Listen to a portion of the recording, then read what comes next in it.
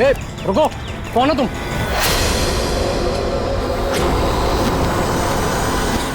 तुम नहीं नहीं, यहाँ तुम नहीं हो सकते। नहीं नहीं। ए, रुक, अरे यहाँ आने की परमिशन नहीं है किसी को। वॉचमैन, पकड़ो इसे।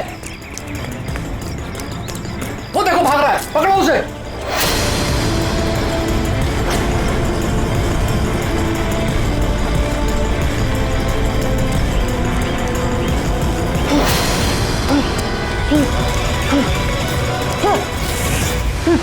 तुम यहाँ भी नहीं नहीं नहीं, तुम यहाँ नहीं हो सकते। नहीं नहीं।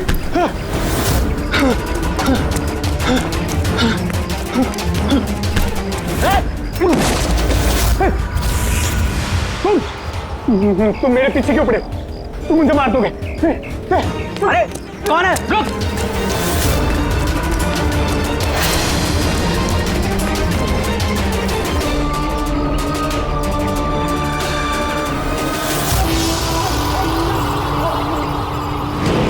परेश, तुम कहाँ हो?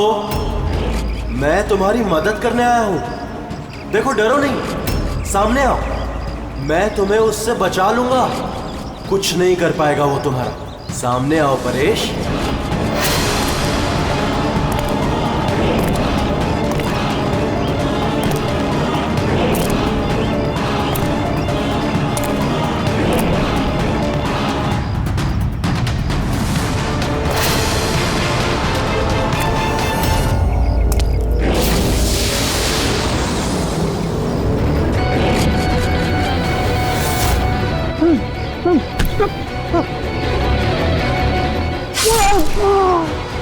ए, कौन है वहां पे? हाँ?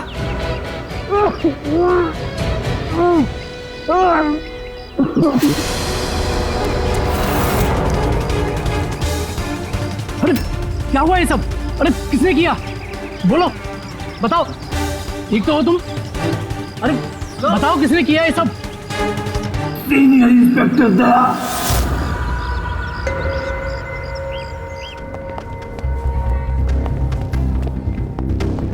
हाँ डॉक्टर साहब, पेशेंट खतरे के बाहर है, लेकिन अभी भी बेहोश है। कौन है, कुछ पता चला? हाँ, इसका नाम परेश है, लेकिन अभी तक बेहोश है। होश में आने के बाद आप लोग मिल सकते हैं। ठीक है डॉक्टर साहब, थैंक यू। वैसे आपने हमें क्यों बुलाया? इनके कारण। इनका कहना है कि हमला करने वाला आप ही की टीम का है। What? क्या बकवास कर रहे हैं आप? सीआईडी का काम होता है आम आदमी को मुजरिमों से बचाना, हमला करना नहीं, समझे आप? सब सच बकवास ही लगता है, लेकिन ये बकवास नहीं है, क्योंकि पीड़ित ने खुद मुझसे कहा है। क्या बताया उसने? किसने हमला किया उस पर, बताओ। दया।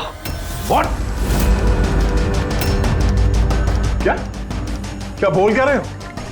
मैंने उस पर हमला किया? हाँ, उसने मुझसे यही कहा है कि आपने ही उस पर हमला किया है और आप उसे जान से मारना चाहते हो। क्या? मैं उसकी जान लेना चाहता हूँ? हाँ सर, मुझे लगता है कि आपको दया को अरेस्ट कर लेना चाहिए। हमें हमारा काम बताने की जरूरत नहीं है, समझे आप? मुझे पता था कि आप अपने कलीग का ही साथ देंगे। देखा, चोर चोर मौसेरे भाई। ज्यादा जज मत बन, समझा? और तुम्हारी सर्टिफिकेट की जरूरत नहीं है हमें। परेश को कैसे जानते हो तुम? मैं उसे नहीं जानता सर। तो फिर? सर, ये हमारी कंस्ट्रक्शन साइट पर हमें मिला था। हमें देखकर ऐसे बिहेव कर रहा था कि जैसे इसने कोई भूत देख लिया हो, और फिर एकदम से अंदर भाग गया। और थोड़ी देर बाद इसकी चीख हमें सुनाई दी। जब हम वहां पहुंचे तो वो बुरी तरह जख्मी हालत में पड़ा था, और उसने उसी हालत में हमें बताया कि उस पर हमला दया ने किया है। मैं एक समय पे दो जगह पे नहीं हो सकता। मैं सुबह से ब्यूरो में था। तसल्ली के लिए तुम वो सीसीटीवी फुटेज देख सकते हो, समझे? लेकिन फिर उसने आपका नाम क्यों लिया? एक काम कीजिए, अब जाइए यहाँ से, जाइए। बहुत बोल दिया। Thank you very much doctor साहब। समझ में नहीं आ रहा था, जब तुम ब्यूरो में ही थे तो फिर परेश ने ऐसे क्यों कहा कि दया ने उस पर हमला किया?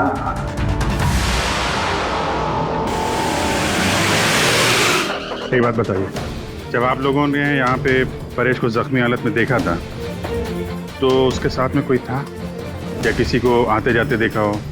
नहीं साहब, वो अकेला ही था। लेकिन सर, उसने इंस्पेक्टर दया का पता है, उसने दया का नाम बोला। हम यहाँ वो जानने आए जो उसने नहीं बोला, समझे आप? और दया ऐसा नहीं कर सकता। सर आप इतने यकीन से कैसे कह सकते हैं कि दया सर ऐसा कुछ नहीं कर सकते हैं? जो आदमी अपनी जान दांव पे लगा के दूसरों की जान बचाता हो वो किसी का खून नहीं कर सकता। खुद से ज्यादा मुझे दया पे भरोसा है, समझे?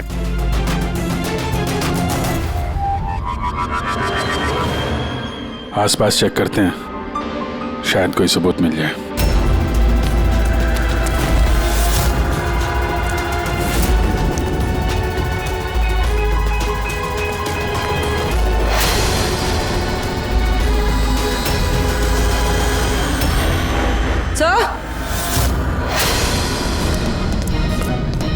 हाँ? सर ये देखिए। ओह नो, है कौन ये? जिंदा है। हेलो एम्बुलेंस, ये मालमणी के पास अंडर कंस्ट्रक्शन बिल्डिंग है, वहां पे भेजो जल्दी। तुम लोग जानते हो इसे? ये तो सुबह सर है, ये 2-3 बार पहले फ्लैट देखने आ चुके हैं। लेकिन सर इसे हुआ क्या है? शायद ऊपर से गिरा है।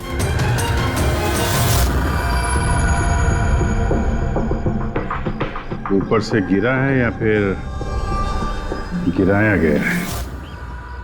पेशेंट की कंडीशन स्टेबल है, ये बहुत जल्द होश में आ जाएगी। गुड।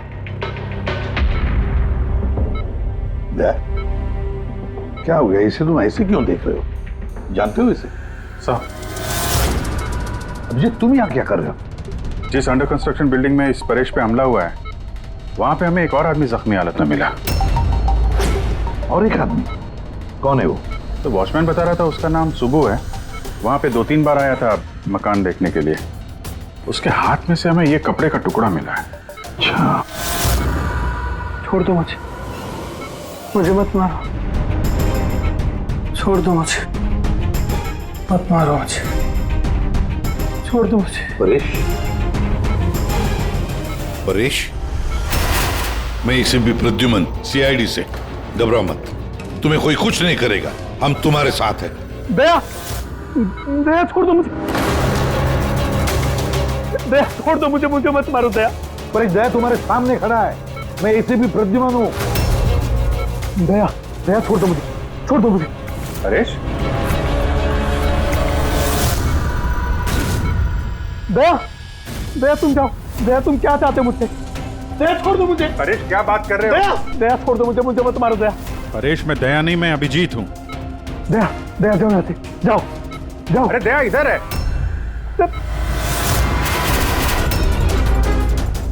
दया छोड़ दो मुझे, मुझे मत मार दो दया। परेश इधर देखो, हम पहले मिल चुके हैं, तुम जानते हो मुझे। दया छोड़ दो मुझे, मुझे मत मारो। सब दया हो, तुम सब दया हो, मुझे मत मारो। डॉक्टर, दया छोड़ दो मुझे, डॉक्टर, दया छोड़ दो मुझे। डॉक्टर साहब, देखिए ना क्या हो गया इसको? दया छोड़ दो मुझे, मुझे एक मिनट, सब दया छोड़ दो। नहीं होगा तुम्हें। एक मिनट, सब दया हो तुम, सब दया हो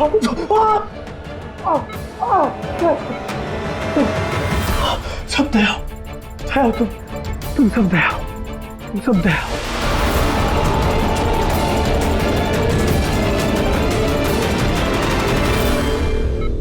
ये चक्कर है क्या? और हर किसी के चेहरे में उसे मेरा चेहरा नजर आता है। हाँ वही तो, इसलिए जब उसने उस आर्किटेक्ट को, उसके असिस्टेंट को, उस वॉचमैन को देखा तो ऐसे बर्ताव करने लगा जैसे उसने भूत देखा है। और उसके दिमाग का भूत दया तुम हो, तुम।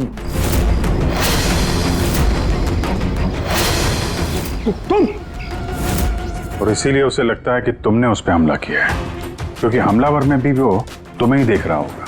तो मेरी समझ में ये बात नहीं आ रही सर कि मेरा ही चेहरा क्यों? दया, तुम कह रहे थे ना इसे तुम पहले से जानते हो, कैसे?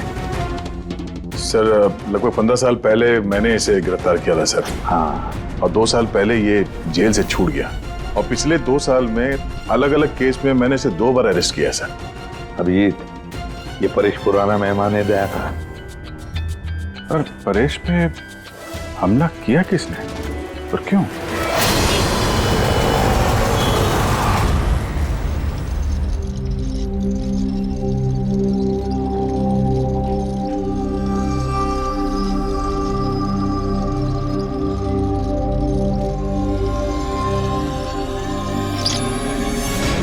अरे मैडम जरा ध्यान से।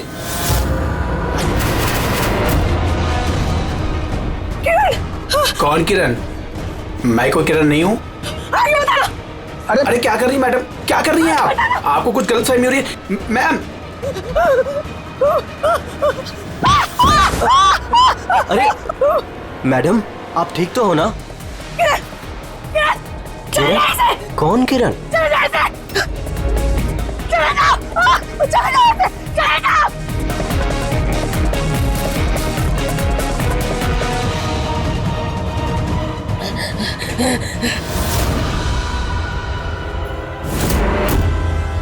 क्यों सुबह, कैसी तबीयत है तुम्हारी?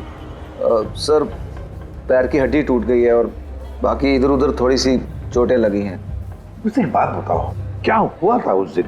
हाँ?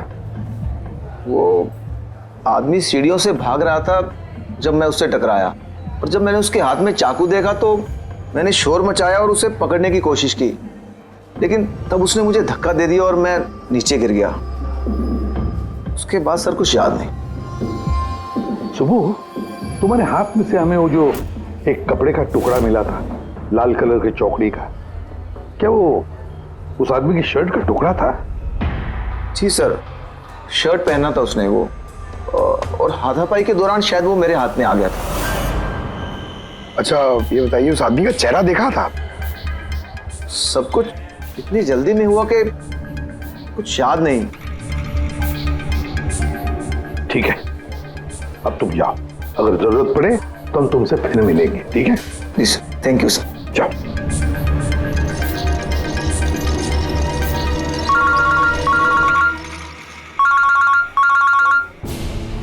आद्या, क्या? कहां पर? अच्छा ठीक है, मैं अभिजीत और पूर्वी को भेजता हूं उधर। हाँ, अभी यस। क्या हुआ सर? मैं बता रहा था कि किसी सुपरमार्केट में एक औरत आसपास के सभी लोगों पर हमला कर रही थी और हर एक को किरण किरण किरण नाम से पुकार रही थी। देखिए मैडम, हम लोग सीआईडी से हैं, आपकी मदद करने के लिए आए हैं, ठीक है? ये चाकू हमें दीजिए। तुम्हें किरण हो? देखिए मैडम, मैं किरण नहीं हूँ, मैं इंस्पेक्टर अभिजीत हूँ। मैं तुम्हें भी जान से मार दूंगी। मैं नहीं छोड़ूंगी। आप प्लीज नहीं छोड़ूंगी। चाकू रखिए। तुम भी किरण हो, मैं बोल। क्या हुआ? सॉरी। Oh no. अरे क्या हो गया? ये औरत गिर कैसे गई? क्या हुआ? हटिए, आजा। एक्सक्यूज मी, हटिए, पीछे हटिए, जा। 1 मिनट पीछे आइए। हुआ क्या है इसको? मैडम सुनिए। क्या हुआ इसे? मैडम, सर ये तो मर चुकी है। क्या? इसके शरीर में टेट्राकोटॉक्सिन या ब्यूरारे नाम का जहर इंजेक्ट किया गया था, जिसकी एक बूंद भी जानलेवा हो सकती है। मगर ये जहर तो हमारे देश में आसानी से नहीं मिलता ना? सिर्फ उसे ही मिलता है जो बड़ा रिसर्च कर रहा हो। तो भगदड़ में किसी ने वो पॉइजन इसे इंजेक्ट कर दिया। मगर एक काम करो, इस हादसे के वक्त का जो सीसीटीवी फुटेज है ना, वो अच्छी तरह से चेक करो। खूनी की तस्वीर उसी में मिलेगी। सर। और सर, इस परेश का क्या? इसे हर जगह मैं ही क्यों दिखता हूँ? सालू के साहब, मुझे तो ये केमिकल की बहुत बड़ी गड़बड़ लग रही है। ठीक कह रहे हो फ्रेडी, बस ये वाकई किसी खास केमिकल की वजह से, क्योंकि मुझे इसके और परेश के दिमाग में एक अलग किस्म का केमिकल मिला है। तुम्हारे कहने का मतलब है कि इसी केमिकल की वजह से इन दोनों का बर्ताव एक जैसा है और एक ही चेहरा इन दोनों को दिखता है। हाँ बस, और मैं इस केमिकल को और डिटेल में समझने की कोशिश कर रहा हूँ। मतलब जब तक इस परेश के दिमाग पर इस केमिकल का असर रहेगा, हमें कोई जवाब नहीं मिलेंगे। और अभिजीत, ये कपड़े का टुकड़ा जो आपने हमें दिया था, इसमें से भी हमें कुछ मिला है। कमाल है तारिका जी, आज तो फोरेंसिक में एक के बाद एक सबूतों का खजाना हाथ लग गया है। क्या मिला क्या आपको? ये कॉटन का कपड़ा है और इसके रेशों में आटे के कुछ ट्रेसेस मिले। आटा? सिर्फ आटा? सिर्फ आटा। हाँ वाकई खजाना तो हाथ लगा है। आटा। सर ये फोटोग्राफ है सर। ये जितने भी लोग हैं इनमें से किसी ने उन्हें पॉइजन का इंजेक्शन दिया सर। अब और एक काम करो, ये जितने सारे लोग हैं ना, इन सब की मूवमेंट ट्रैक करो शॉपिंग मॉल में। खून होने से पहले ये लोग कहाँ थे, कहाँ से आए, क्या क्या कर रहे थे, और खून होने के बाद में देखो ये लोग कहाँ कहाँ गए। ओके?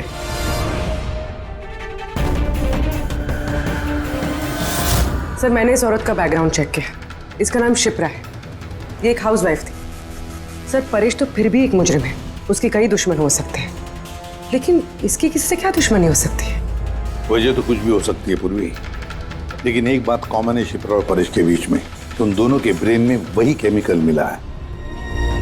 तो उन दोनों का दुश्मन भी एक ही हो सकता है। इस किरण के बारे में क्या पता चला? सर किरण शिप्रा का पति था और 2 साल पहले ही उसकी मौत हो चुकी थी। सर किरण शिप्रा को काफी मारता पीटता भी था। कोई ना कोई बात तो है इस परेश और शिप्रा के बीच में, कोई कॉमन बात, जिसकी वजह से ये दोनों भी उस खूनी के निशाने पर आ गए। क्या हो सकती है वो कॉमन बात? क्या हो सकती है? सर मैं परेश के पड़ोस में पिछले 5 साल से रहता हूँ, पर अजीब बात है सर, ना मैंने उसे कभी देखा, ना कभी मुलाकात हुई। और कोई नहीं है परिवार में उसके? सर उसके पिताजी थे, जिनकी मौत तब हो गई थी जब वो जेल में था, और कोई नहीं है। सर शिप्रा का हस्बैंड बहुत स्ट्रिक्ट था। वो उससे मिलना तो दूर, किसी से बात तक करने अलाउ नहीं करता था। इनफैक्ट वो तो उसको मारता पीटता भी था।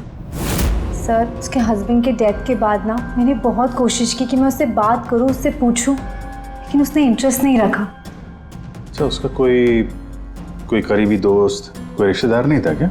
सर मुझे नहीं लगता कि होगा। अच्छा।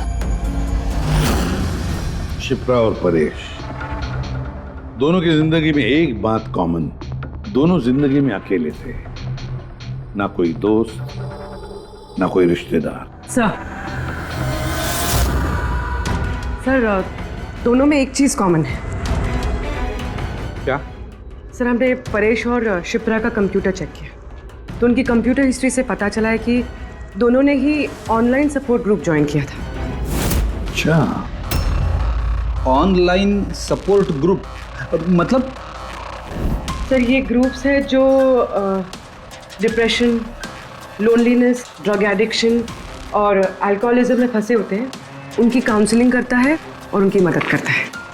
सर शिप्रा ने 2 हफ्ते पहले ही एक ऐसा ग्रुप ज्वाइन किया था जो शादीशुदा जिंदगी में परेशान लोगों की मदद करता है, और परेश ने अपने अकेलेपन से निकलने के लिए पिछले महीने ही ऐसा ग्रुप ज्वाइन किया था।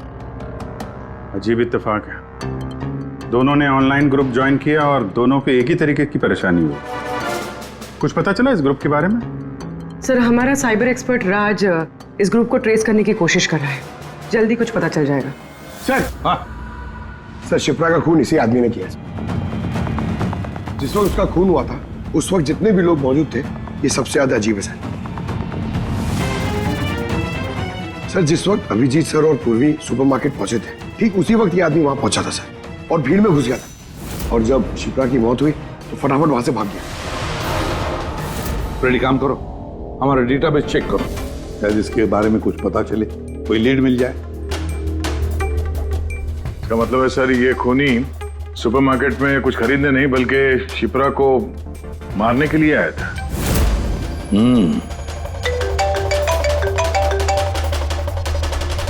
हाँ राज, ओके ठीक है, तो तुम मुझे एड्रेस SMS कर दो। Thank you sir. Cyber expert Raj का फोन था, उसका कहना है कि ये दोनों ग्रुप्स एक ही IP एड्रेस से बनाए गए हैं। एक ही कंप्यूटर से? हाँ सर। IP का एड्रेस मिला है?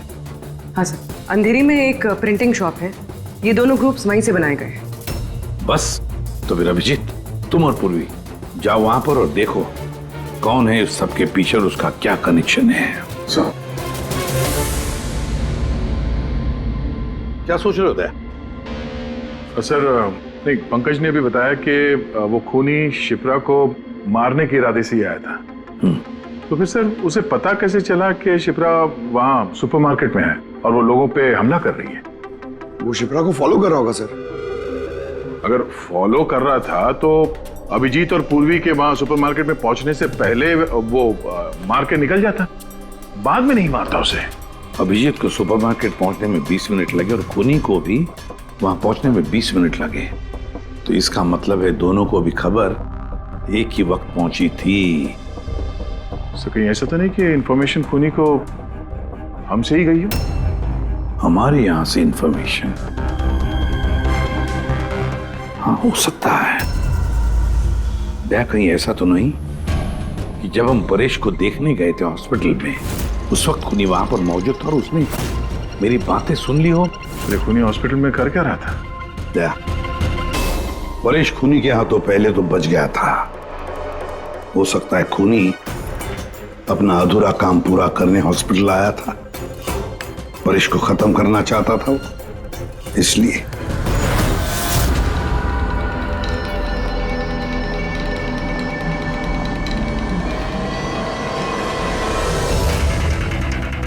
डॉक्टर साहब, क्या आपने इस आदमी को देखा है?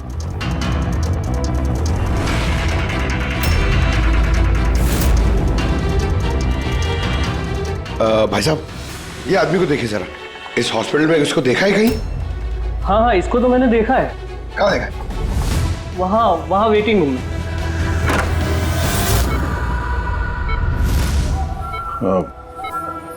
क्या कोई आया था क्या? नहीं सर, यहाँ कोई नहीं आया। ठीक। हाँ दया। सर, परेश तो ठीक है, पर वो खूनी अभी तक दिखा नहीं। कहीं तो चुप कर बैठा ही है दया, सही वक्त का इंतजार कर रहा है। वेटिंग रूम में भी चेक किया सर, वहां भी कोई नहीं है। तो यही पता है, पर कहाँ छुप कर बैठा है ये?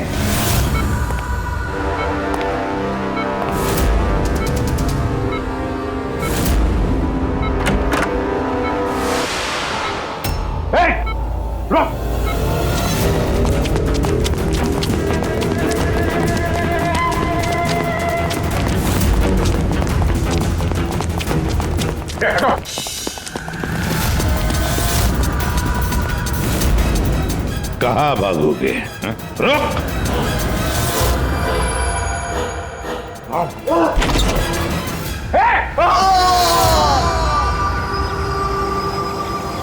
My God! हाँ भाई, क्या मिला? सर, ये दोनों साइड डिलीट किए जा चुके हैं, अब वो ऑपरेशनल नहीं है। मतलब अपराधी ने सबूत मिटा दिया? जी सर, पर सर कुछ इंटरेस्टिंग चीजें मेरे हाथ लगी है। क्या? ये देखिए सर, इसी आईपी एड्रेस से, इसी कंप्यूटर से उस तरीके के 6 और ऑनलाइन सपोर्ट ग्रुप बनाए गए हैं। तो लोगों को फंसाने के लिए ऐसे कई ग्रुप बनाए गए हैं? बिल्कुल सर। सर, बाकी ग्रुप डिटेल में चेक कर लेता हूँ। मतलब सर, परेश और शिप्रा के अलावा और भी कई लोग हैं जिन्हें इन लोगों ने फंसाया है। मगर सर, मकसद क्या हो सकता है इस तरह से साइट बना के लोगों को टारगेट करने का? वही केमिकल से रिलेटेड कुछ होगा। ये कुछ मिला रजिस्टर में? हाँ सर। सर, पिछले 3 महीनों में 85 लोगों ने एक कंप्यूटर यूज़ किया है। सबकी डिटेल्स चेक करनी पड़ेगी।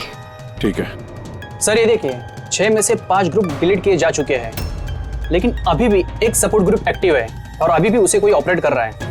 Enhancing the life of lonely people.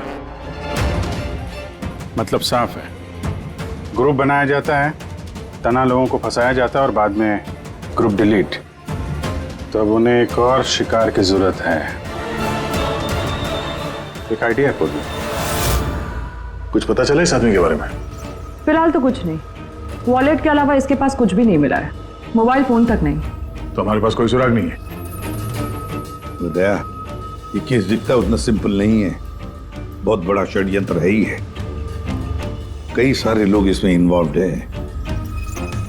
ये तो इस खेल का मोहरा लग रहा है सर, कभी भाड़े का। और इस केस का मास्टरमाइंड अभी भी आजाद घूम रहा है, अपने नए शिकार की तलाश में होगा। जल्द से जल्द ढूंढना होगा सर इसे। हाँ पंकज, आराम से। बस खड़े। ये क्या ही था उनके? सर, आप ये क्या खेल खेल रहे हैं पंकज के साथ? नहीं नहीं, ये कोई खेल नहीं है।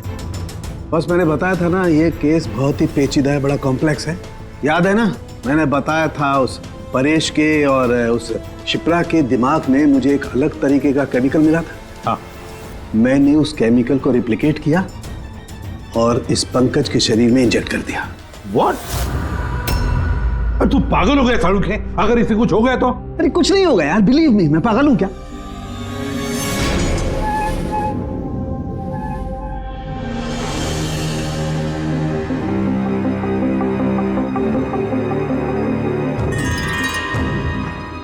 पंकज, अब आंखें खोलो, देखो तुम्हारे सामने कौन खड़ा है।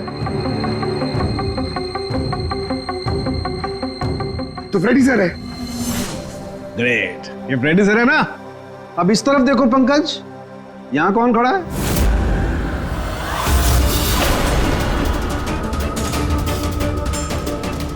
ये कैसे हो सकता है? ये इधर फ्रेडी सर, यहां फ्रेडी सर। मतलब शाहरुख है, ये परेश और शिप्रा के साथ यही हो रहा? सर बंद कर। बस बस, पट्टी लगा लो, पट्टी लगा लो बस। ये देखा बस, इसे फ्रेगोली सिंड्रोम कहते हैं। इस सिंड्रोम में इंसान को एक ही चेहरा हर चेहरे में दिखाई देता है। उस इंसान का चेहरा जिसे या तो वो सबसे ज्यादा नफरत करता है या जिससे सबसे ज्यादा डरता है। पंकज, मुझसे इतनी नफरत करता है तू? अरे सर, आपसे नफरत थोड़ी करता हूं सर, आपसे तो मैं डरता हूं। पंकज को मैंने इस केमिकल का बहुत थोड़ा सा डोज दिया, इसीलिए इस पर वैसा असर नहीं हुआ जैसा शिप्रा पर और परेश पर हुआ था। परेश और शिप्रा को तो इतना हैवी डोज दिया गया था कि उनके दिमाग पर गहरा असर हुआ और साइकोसिस लेवल पर पहुंच गए। इसलिए दोनों ऐसा रिएक्ट कर रहे थे जैसे सामने भूत दिख गया हो। तो इसका मतलब जैसे जैसे परेश के दिमाग से ये केमिकल का असर कम होगा, नॉर्मल हो जाएगा और हमें अपराधी तक पहुंचने का जरिया मिल जाएगा। हो सकता है, लेकिन दावा नहीं कर सकते। और हाँ,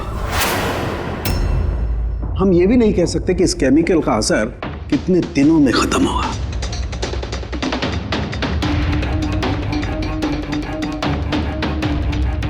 अगर हम परेश के ठीक होने का इंतजार करेंगे तो बहुत देर हो जाएगी। हमें कोई और तरीका ढूंढना होगा, कोई और तरीका। हाँ पूर्वी। सर, मैंने वो ऑनलाइन ग्रुप पे रजिस्टर कर लिया और डिटेल्स भी एकदम परेश और शिप्रा की तरह थी। नो फ्रेंड्स, नो फैमिली, एकदम अकेले। उन लोगों को ऐसे लोगों की तलाश है। ये तुम्हारा ट्रैकर, इससे पता चलता रहेगा तुम्हारे मूवमेंट के बारे में। और ये तुम्हारा कैमरा। हमारे पास सिर्फ ये वॉलेट है सर, उस आदमी की पहचान और असलियत जानने के लिए, और ये कुछ चीजें मिली है साथ में। पेट्रोल पंप का बिल, ये होटल का मैच बॉक्स, खरीदा हुआ मैच बॉक्स, ये नंबर किसका? ये सेल फोन लगता है किसी? सर हम इस पेट्रोल पंप पे गए थे, वहां से पता चला सर ये आदमी महीने में 2-3 बार वहां पे आता है और सीसीटीवी फुटेज में हमने देखा कि वो अपने बाइक पे हर बार अलग अलग नंबर प्लेट लगा के आता है। हाँ, और पेमेंट कैश में करता है। और सर ये मैच बॉक्स जिस होटल का है वहाँ पे भी हमने पूछताछ की। वो आदमी महीने में 5-6 दफ़ा खाना खाने आता है और पेमेंट भी कैश से करता है। सर ये नंबर के बारे में आप पूछ रहे थे सर, ये बार में एक लड़की है जो काम करती है, उसका है। वो कह रही थी कि उस आदमी का नाम अशोक है और 1-2 बार उनसे बात हुई है, फिर वो गायब हो गया सर। मतलब हमारे पास इस अशोक के बारे में सिर्फ इतनी इंफॉर्मेशन है। एक काम करते हैं, ये सारी जो लोकेशंस है ना, पेट्रोल पंप, बार और ये होटल, देखते हैं कहाँ पर है। जरा मैप दिखाओ।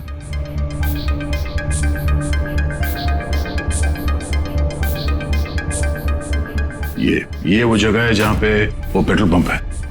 सर यहाँ पे बाहर है सर। और सर ये होटल है। बार, ये होटल, पेट्रोल पंप। दया सर, ऐसे नहीं लगता तुम्हें? देखो ना कि ये सारे के सारे लोकेशंस 1 किलोमीटर के दायरे में है यहाँ से। हो सकता है सर उसका घर या ऑफिस इस जगह के आसपास ही कहीं। Are you ready? I'm ready. चल। चलो। हाँ। सर मैं रेडी। अरे वाह, बहुत अच्छा गेटअप है। इसके घर का क्या किया? सर पूर्वी के लिए भाड़े पे 1 हफ्ते के लिए घर लिया। I mean, अल्पा के लिए। अल्पा, ठीक है, गुड। लेकिन पूर्वी, चौकन्ना रहना। उनका पहला कदम क्या होगा हमें पता नहीं है। Yes. Good luck. Thank you sir. अब एक काम करते हैं, इस 1 किलोमीटर के दायरे में इस अशोक का फोटोग्राफ दिखाते हैं, सबको दिखाते हैं। शायद कोई निकले जो इसको जानता हो।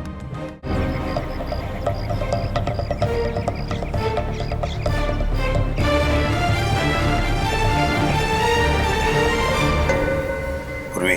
हाँ सर। चौकन्ना रहना। सर यहाँ पे तो सब ठीक है।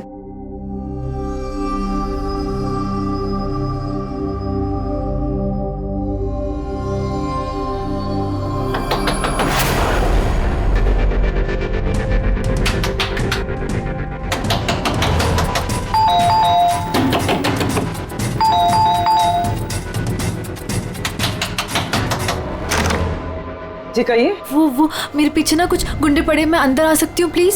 1 मिनट।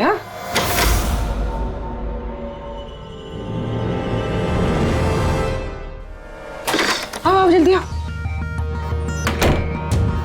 क्या क्या क्या हुआ क्या तुम्हें? अरे ये तो आदित्य है, शिप्रा की पड़ोसन। वो एक्चुअली मेरे पीछे कुछ गुंडे पड़ गए थे, मुझे समझ नहीं आ रहा था, इसलिए मैं आपके घर आ गई। कोई बात नहीं। Thank you miss. अल्पा। और तुम? अदिति। बैठो। आप प्लीज मुझे 1 गिलास पानी देंगे प्लीज? अभी लाती हूँ।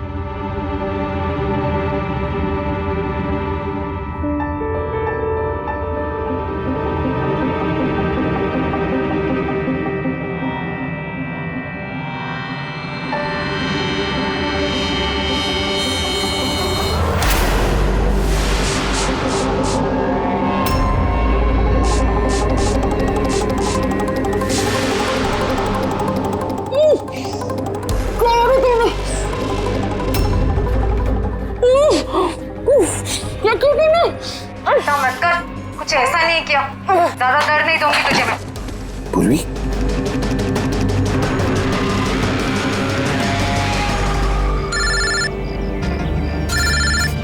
हाँ सर। क्या शिप्रा की पड़ोसन अदिति? सर मैं फौरन वहां पहुंचता हूं।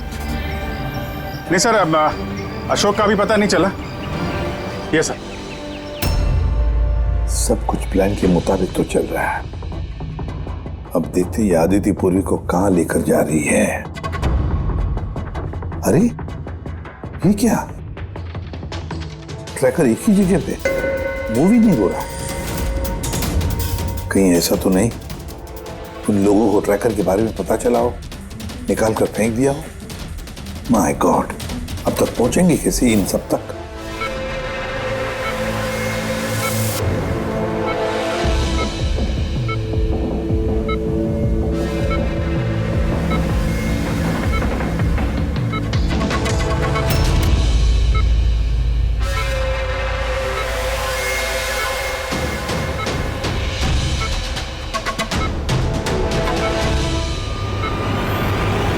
चलो, तुम्हारे दवा का वक्त हो गया है, अब अच्छे बच्चे की तरह दवा लो।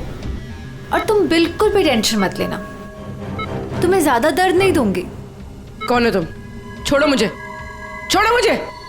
चिंता मत करो, मैं तुम्हें दर्द नहीं दूंगी। छोड़ो मुझे।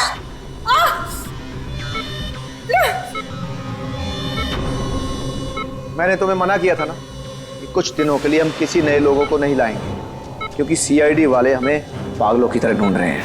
हमारी कोई भी लापरवाही हमें बहुत महंगी पड़ सकती है। सर अदिति का घर बंद था, दरवाजा तोड़ के हम लोग अंदर भी घुसे पर कुछ हाथ नहीं लगा सर। इस अशोक का भी कुछ पता नहीं चल रहा है। सर ऐसा लग रहा है हमारे लिए सारे रास्ते बंद हो गए। नहीं फ्रेडी, हमारे लिए कोई रास्ता बंद नहीं होता, हम सीआईडी वाले रास्ता बनाते हैं। सर वो लोग कहीं पूर्वी को केमिकल इंजेक्शन ना दे दे। नहीं, कुछ नहीं करेंगे वो लोग, पूरी को कुछ नहीं होगा। कोई तो बात हम मिस कर रहे हैं, कोई तो बात है जो हमसे छूट रही है, पर क्या क्या हो सकती है वो बात?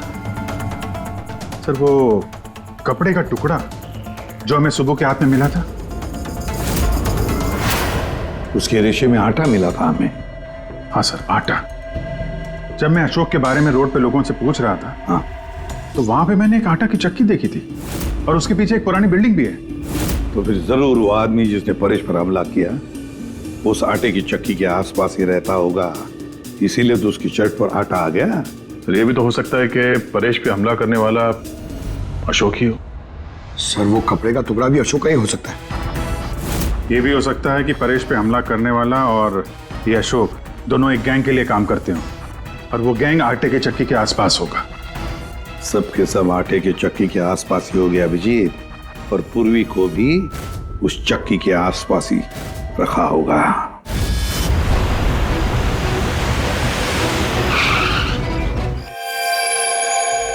कोई अपने जगह से नहीं लेगा, कोई भी नहीं।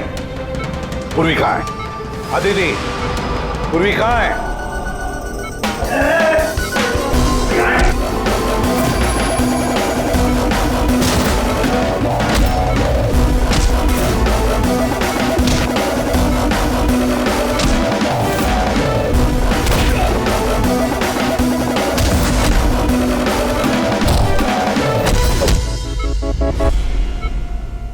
सब नर्सेज और डॉक्टर इस तरफ आ जाओ। चले। चलो तुम भी जल्दी। डॉक्टर अदिति, पूर्वी कहाँ है? पूर्वी कहाँ है?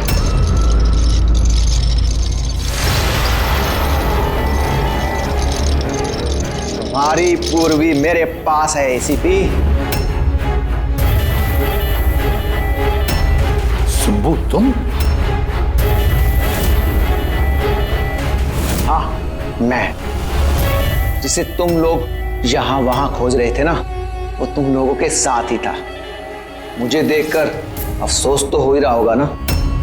मुझे पता था सीआईडी कोई भी काम अधूरा नहीं छोड़ेगी, इसलिए मैं अपना हर कदम फूंक फूंक कर रख रहा था। लेकिन इस अदिति की बेवकूफी की वजह से सब गड़बड़ हो गया और मुझे फंसाने के लिए तुमने अपने इस ऑफिसर को मेरे पास भेज दिया। लेकिन अब ये मेरे जाल में फंस चुकी है और मुझे यही यहां से बाहर निकालेगी। तुम्हें क्या लगता है पूर्वी की आड़ लेकर तुम हमसे बच जाओगे? नहीं, लगता नहीं है, ऐसा ही होगा। अगर तुम अपने इस बहादुर ऑफिसर को जिंदा देखना चाहते हो तो मुझे यहां से जाने दो, नहीं तो मैं ये केमिकल इसके अंदर इंजेक्ट कर दूंगा और उसके बाद क्या होगा तुम लोग सब जानते हो। पर ये सब तुम क्यों कर रहे हो? हाँ? अपने बेटे रवि के लिए। अपने बेटे के लिए? हाँ, मेरे बेटे को पार्किंसन नाम की बीमारी है। मैं अपने केमिकल से उस बीमारी का इलाज ढूंढ रहा हूं और मैं जिस फार्मा में काम करता हूं वो मुझे इंसानों पर उसे ट्राई करने नहीं देती।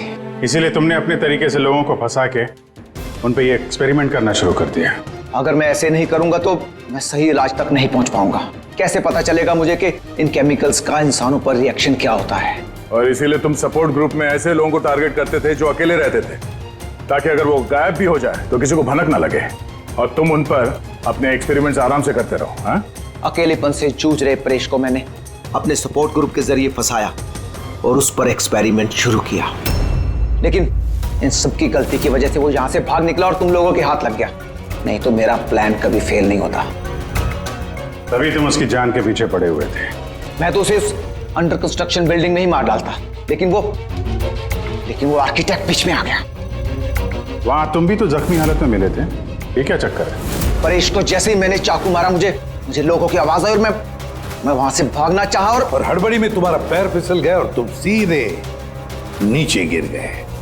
मैं तो वहां से भी भाग जाता, लेकिन मेरे टूटे हुए पैर की वजह से मैं भाग नहीं पाया। और इसीलिए तुमने विक्टिम होने का ढोंग किया ताकि तुम सेफ भी रहो और किसी को तुम पे शक भी ना हो। और तभी तुम लोगों की नजर मुझ पर पड़ी। और शिप्रा का क्या? उसे तो तुमने किडनैप नहीं किया था, वो तो सुपरमार्केट में घूम रही थी। सपोर्ट ग्रुप में से अदिति ने शिप्रा को चुना और हमने डिसाइड किया कि हम उसे किडनैप नहीं करेंगे और चुपचाप ये ड्रग देते रहेंगे।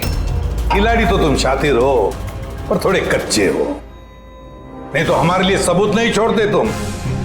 याद है ना तुम्हारा वो शर्ट, उसका एक टुकड़ा, कपड़े का टुकड़ा, उस पर जो आटा लगा था ना, बस उसी के जरिए हम तुम तक पहुंच गए।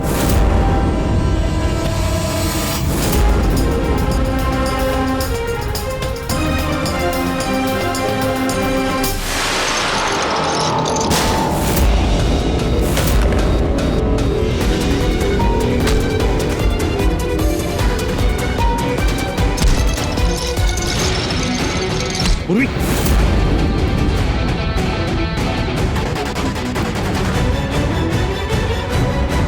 पूर्वी देखो। हाँ, क्या किया तुमने सुब्बू? कभी सोचा है? हाँ? अपने बेटे को बचाने के लिए तुमने न जाने कितने लोगों की जान दांव पर लगा दी, पर यह नहीं सोचा ना कि सही क्या है गलत क्या है। तुम्हारे बेटे को तो हम अच्छी से अच्छी ट्रीटमेंट दिलवाएंगे, मगर तुम्हें जेल की सलाखों के पीछे बिठा देंगे। शायद फांसी का ऑर्डर भी आ जाएगा तब तक।